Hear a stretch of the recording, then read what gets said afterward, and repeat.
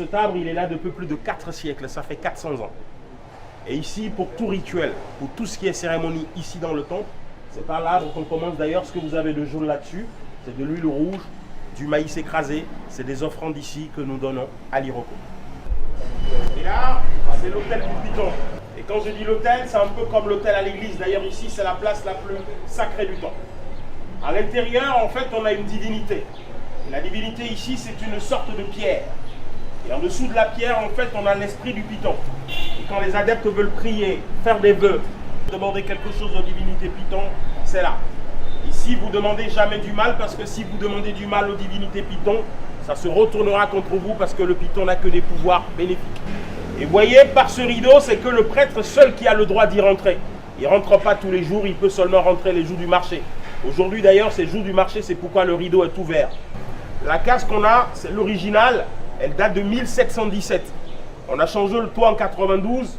On voit bien le mur en bas, c'est du ciment, ça a subi des restaurations. Même les piliers debout, c'est du béton. On a repris de l'argile dessus, mais c'est la case de derrière qui est l'original. Le jour de la grande cérémonie qui a lieu une fois tous les 7 ans.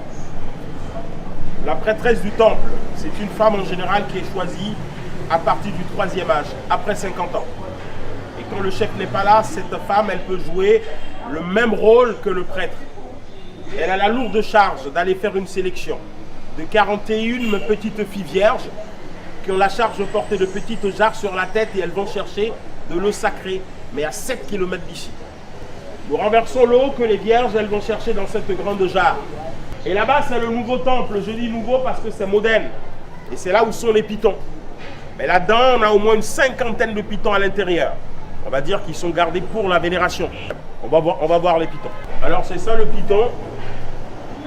Le piton, d'abord au toucher, c'est pas désagréable. C'est pas gluant, c'est pas écailleux.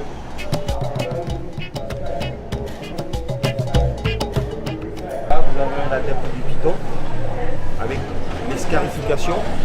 Et comme j'ai dit, ce type de scarification, ça se fait à 2 mois ou à 3 mois juste après la naissance. Et comme je le dis, vous avez 2 là, 2 de chaque côté et aussi dessus les joues. Et quand on compte le tout, ça fait 10. C'est pourquoi on parle de 2 fois 5, 10. Et pourquoi les scarifications? Parce que tout simplement, quand vous prenez la tête du piton et que vous prenez la tête, le bas, vous avez 5 petites narines tout en bas et 5 petites narines tout en haut aussi. Et c'est par rapport à cette raie de respiration du piton qu'on scarifie les adeptes de divinité piton, qui est véritablement leur marque.